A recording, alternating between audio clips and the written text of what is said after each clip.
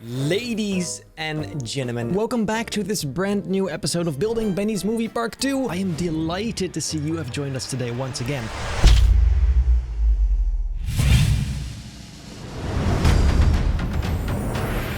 Ladies and gentlemen, welcome back to Benny's Movie Park. Today we're doing the final tour, the big, long-awaited showcase. Essentially, this video is going to be me going through everything I built in this park. All the little details, all the buildings, the rides, just everything. This honestly has been an adventure. It's insane. 50 episodes along with like, what, 1.5 years of progress? You could say quite some effort was put into this, so you know what?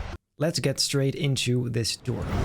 Starting, of course, at the beginning, the entrance. Even though I built this quite a while ago without some of the tools that we now have, I still think it looks really nice. Especially this stuff right here, which I did kind of update. In general, I just feel like this is a nice and generic way to start a park like this. That's where it all began, guys, all those months ago. I think it'd be nice if we do this in the same order I actually built it. So let's first check out this building right here. We've got Cuisine Grande, which essentially is just like the big restaurant in this park. I remember kind of finishing the interior quickly because I was bored of it, I guess. And that was still at the time where we only had like 2 MB space, so I was very wary about the actual file size, but of course now that wasn't actually a problem. I love the way it looks. It's nice and wide, pretty cool design. I feel like it's something I could still make to this day. Now that we're at it, let's also have a look at this park map, which I don't think you guys have seen yet. It simply shows the park from above with a bunch of information right next to it. All the large rides, the flat rides, food and drinks, of course, and some other stuff. I actually put quite some effort into that, so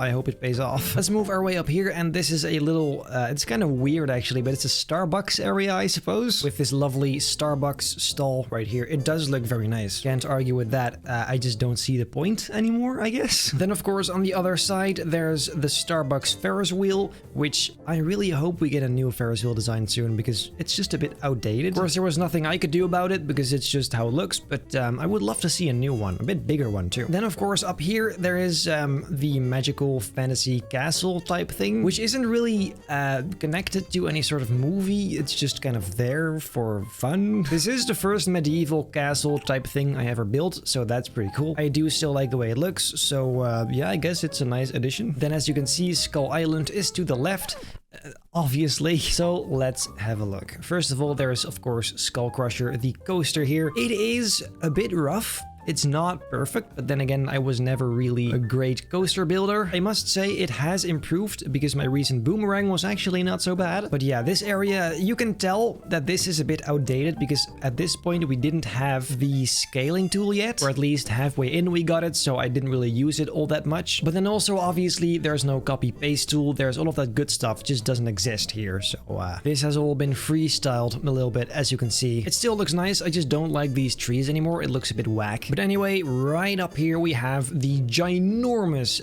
King Kong, or Kong actually. His face is interesting. I can't deny that. It is a bit of a strange looking design, but I suppose it does the trick. It's pretty big, it's pretty nice. He's ripped as hell. So yeah, I can't really complain. This is just placeholder text. Please don't read it. If we were to walk all the way through this queue, however, you will find that this obviously is the entrance to this coaster. It goes through the mountain right here, all the way to the station, which is alright. It's nothing special. It's quite nice. It's quite big. The track is nicely leveled with everything. So I guess, yeah, it's alright. The outside does look pretty cool. I like the roof. By the way, the on-ride POVs of the coasters are going to be uploaded separately. I won't be showing that in this video. That's something for the next one. What I will do, however, is show you some of the details that you don't see otherwise. For example, there's this pretty nice section with a bunch of bones lying around. Then on the left here, there's a skull, which is supposed to resemble Kong.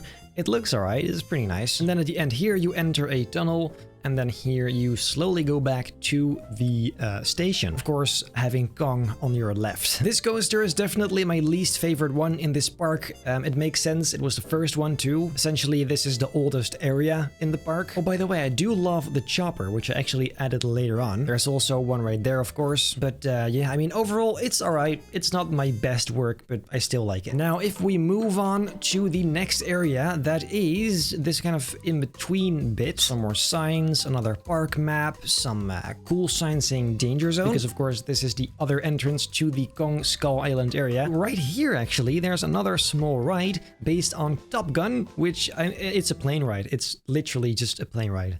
There's not much I can say about it. I like the colors, the military type style. Yeah, it's really just a hangar with a plane ride. What can I say? Right. Then now, my favorite area in this entire park. I think, honestly, I could have filled an entire park with just the Western style.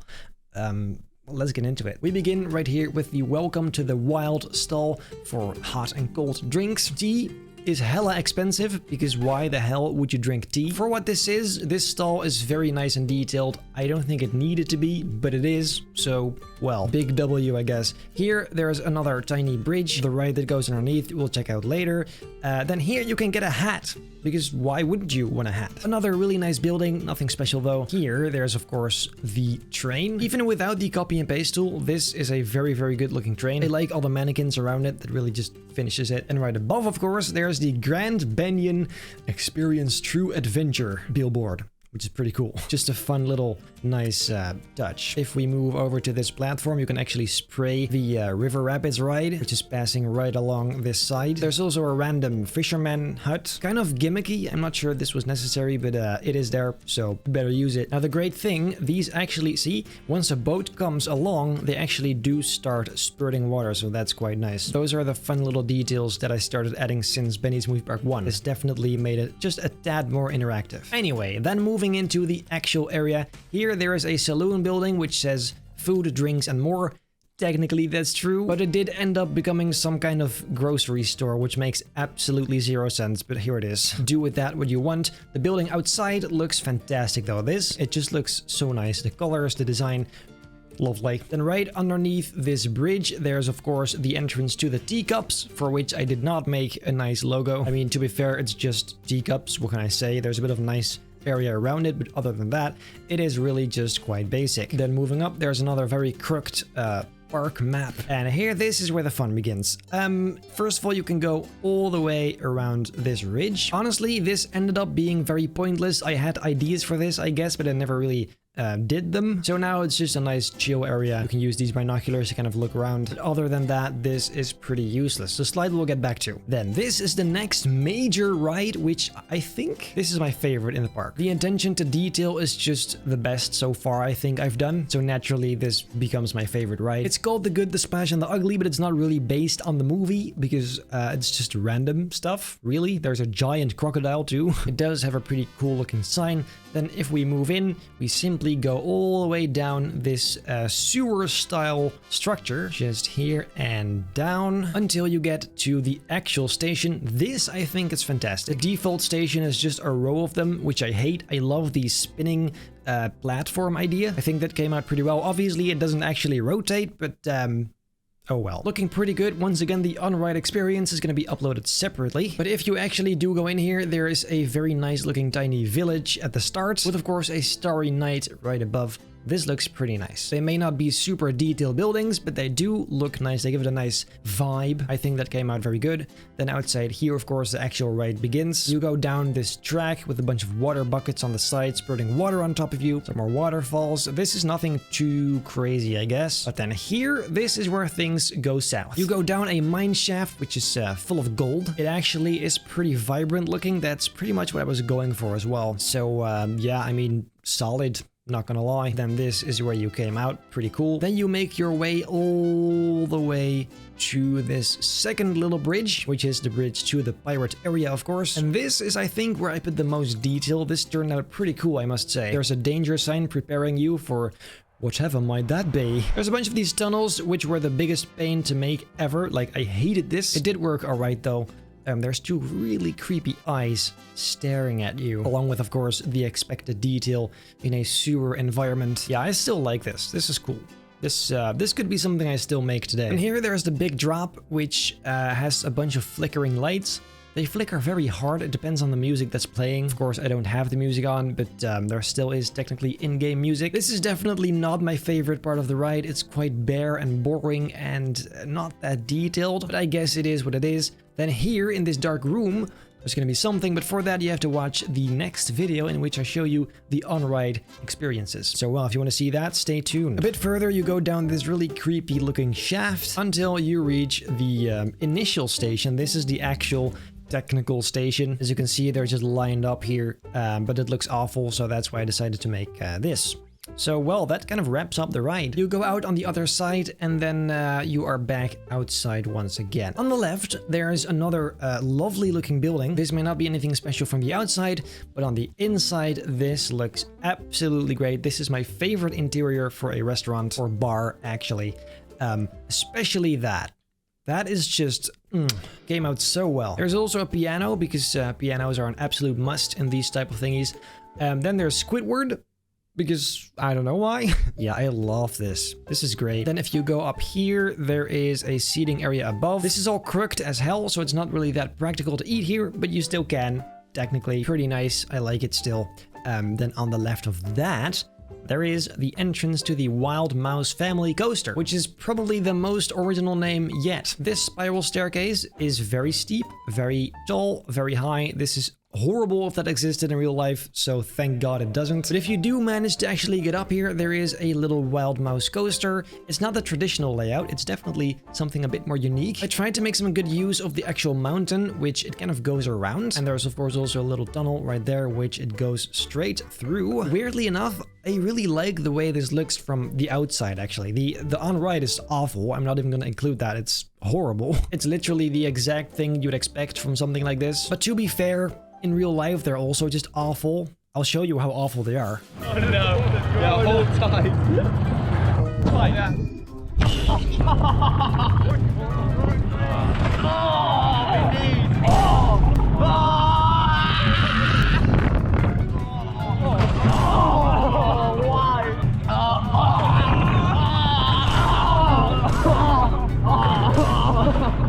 Exactly, so let's not do that. We shouldn't forget about the carousel, but really, this only looks nice because the actual carousel model just looks fantastic. This is an absolute dream of a ride. It's incredibly detailed. I love it. I just added a fence around it, I guess. So that's what I did. Behind that, there's a little fry stall snack bar type thing. And then here, this is the end of the slide. So basically, hypothetically, you could enter here. But of course, it doesn't work because that would have been the biggest pain ever to make.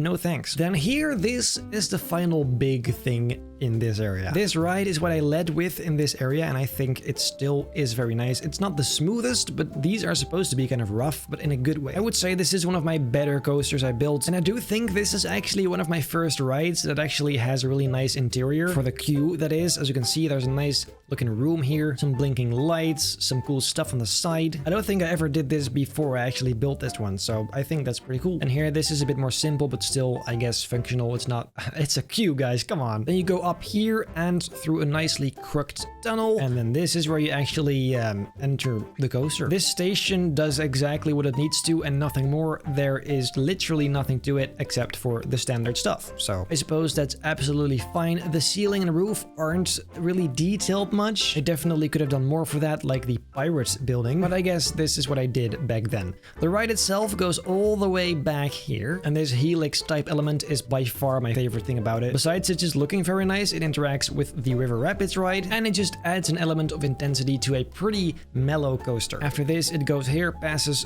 almost through the pirate area, but then quickly goes back through this tunnel, all the way up here, all the way down here, all the way back up through this tunnel, and then you know the drill. It makes a nice circle around it and goes back to the station. It's a pretty fun ride. The POV video actually turned out really nice with all the sound effects I added, so make sure to stay tuned. But then now, the next area. I'm actually coming from the wrong side right now, but I guess this is fine too. This is like the typical boring street that every theme park has. You just know that somewhere there's a pretty unthemed, boring lane of nothingness. That is what this is. Anyway, the pirate area. Usually you'd come in from this side where there is a lovely park map once again. A toilet stall, which is too detailed.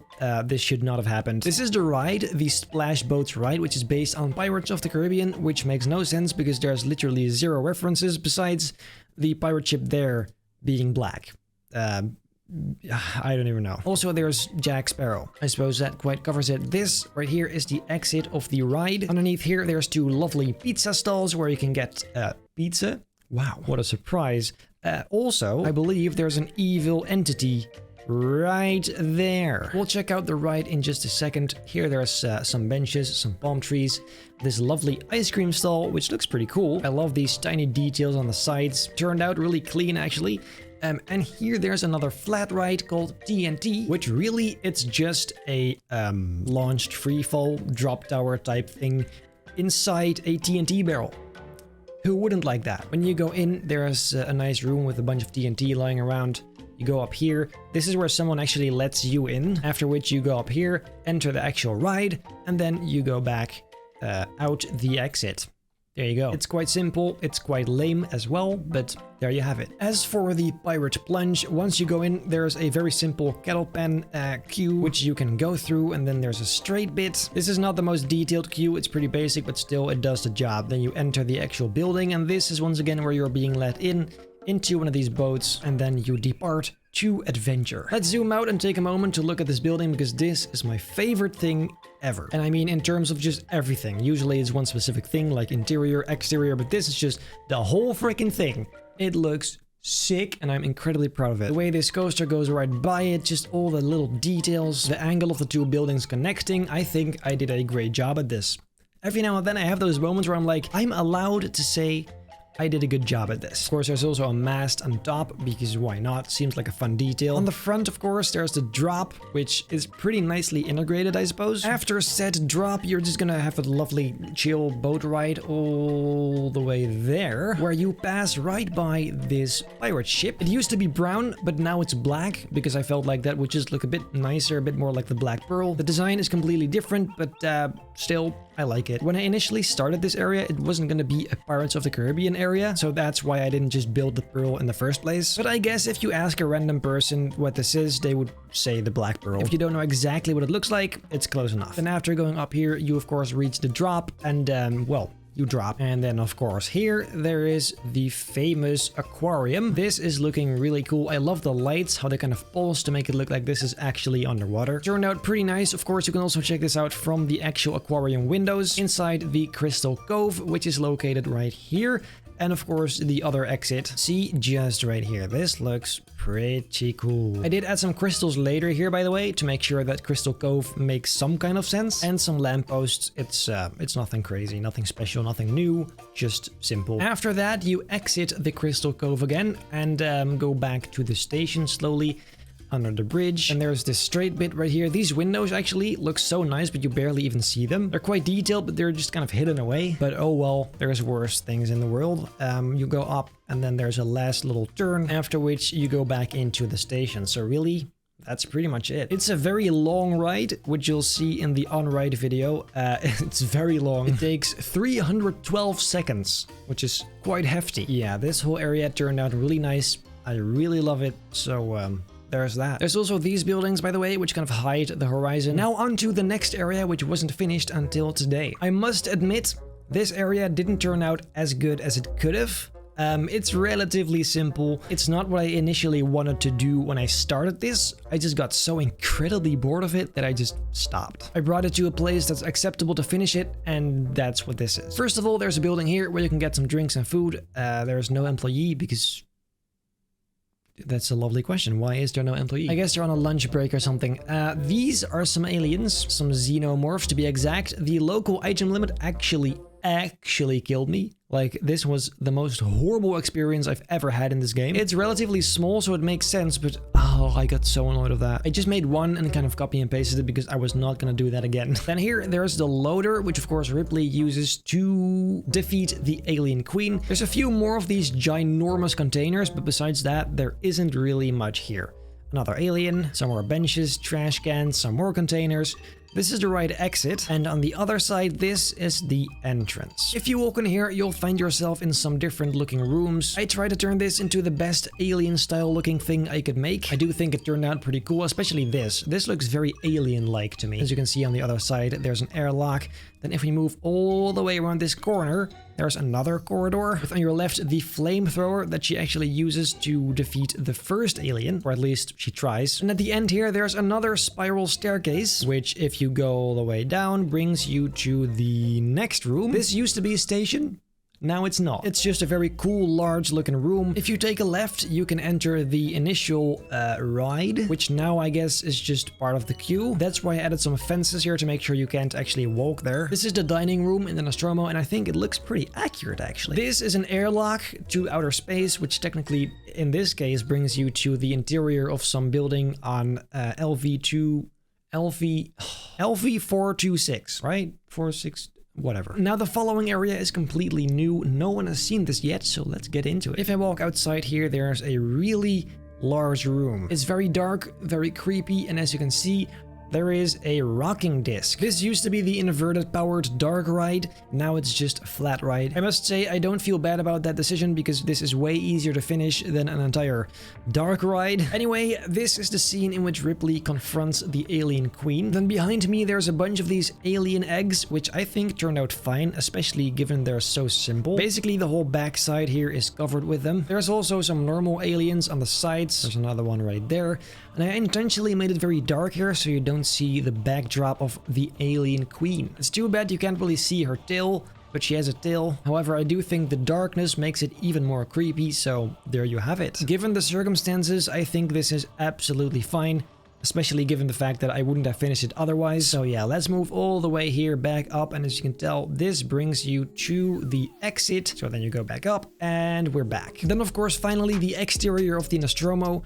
This looks sick. This honestly is the only reason why I finished the alien area in the first place. It's just too cool to delete, especially the backside. I think the back actually looks much better than the front. But yeah, there's a ton of detail in here. I think this looks awesome. It kind of gives you an idea of the spaceships I'm going to build in the Star Wars world, in Force World. This is the standard, so the standard is quite high. But anyway, then if we continue, here we have Hill Valley. Let me actually walk around to show you the proper entrance. Realistically, you're going to be entering this from this side. Here, there's the Hill Valley sign kind of thing, which actually looks very, very detailed and accurate. I used a bunch of image panels with just shapes behind them to make it look a bit 3D, and that is pretty cool. Then here, Jaws 19 from the movie. There's a bunch of those small references in here. This is the entrance for Doc Brown's Boomerang Bonanza, which is a boomerang coaster. We're gonna enter through these cattle pens all the way into this building, all the way into the second building, with once again the Jaws 19 poster, the sports almanac from the second movie, the third movie poster. Really just a bunch of fun references, quite nice. And you follow this path, which will lead you to the station right about here. And this station looks so much different than I thought it would. It ended up looking a bit old and weathered, which I don't mind. I actually think it looks pretty good. There is some light effects too, but those I'll show you in the on-ride video. This is the exit in the front here. Yeah. The clock tower building is quite simple, but that's because the original clock tower building is pretty simple. There is just not much to it, so there's not much to build either. Right in front of that, there's the lake, which is based on 2015 version of Hill Valley. And guys, the elephant in the room, the DeLorean, which actually worked out really well. I particularly like the detail on the back with the number plate too. It's not perfect, of course, but I do think it resembles it in a decent way. Then here, this of course is Cafe 80s. I think the lower level at least is one of the most accurate things in this area. It looks identical, let me just tell you. The interior is a bit different, but resembles it perfectly, I think. The resemblance is way more important than the accuracy anyway. And then the remaining buildings are really just simple things. This was an Easter egg to Force World, which most of you didn't catch on to. This is by far the smallest area, but I don't mind it. It still looks nice, and I don't think I could have built much more anyway. This seems the appropriate size for a Back to the Future area. This is not all, however, because there's also a shop, which in terms of design, I think looks really nice. It says collector's items, merchandise, Benny's Movie Park. The interior, it's a bit empty, but I call it minimalist because the item limit at the time was a big problem. There's also a bunch of groceries because you never know when you'll need those. I do think it looks kind of nice. It's a pretty cool looking building. And well, that's it. At least the contents of the park, because there is of course a parking lot, but this parking lot is absolutely super duper boring because it's a parking lot. It's just a bunch of cars. There's the tunnel through which you enter, and when you arrive you go all the way here, which at the end will lead you to the entrance of Benny's Movie Park. All of this ended up looking pretty cool. I am very happy with the end result. I am not sure, however, if this is how I imagined it when I began. The The amount of detail has exceeded my expectation, but the layout and all of the different things, I'm not sure about that. Don't get me wrong though, I am absolutely in love with this park. I think this is a great project. I love how it ended too. It may not have been completely filled, but I think 50 episodes is just the right amount for a series like this. Actually, it's a bit long, but you know what? This is Benny's Movie Park 2. I can't believe it's done. It's been so long. 1.5 years has gone into this. I mean, I did leave for 4 months in between. But I would like to especially thank all of you guys for sticking around. It's been just this crazy journey over such a long time. It's been so much fun. So many of your ideas have been used in this park too. So really, we did this together. I might have built the stuff, but you guys gave me inspiration as well. I want to thank everyone who watched. I want to thank everyone that commented, liked, all of that. I genuinely highly appreciate it because that's the stuff that keeps me going. Seeing your excitement and positivity, that is definitely what just makes it so special to me as well. I might really like something, but if you guys don't, I won't really make videos about it. It just seems kind of useless. But this is just such a fun project. It's great. I love it. The hoodies for Benny's Movie Park 2 will of course stay available. You can always get them still, just like the Movie Park 1 version. It's gonna be kind of a relic in time, I suppose. And I guess, ladies and gentlemen, that's it for today. If you liked this video, if you liked this series, make sure to leave a like, subscribe, hit the bell not to miss a single future video, and then I hope I'll see you in the next, not episode of Benny's Movie Park 2, in the next video, the next episode of Forest World A. I'll see you later, guys.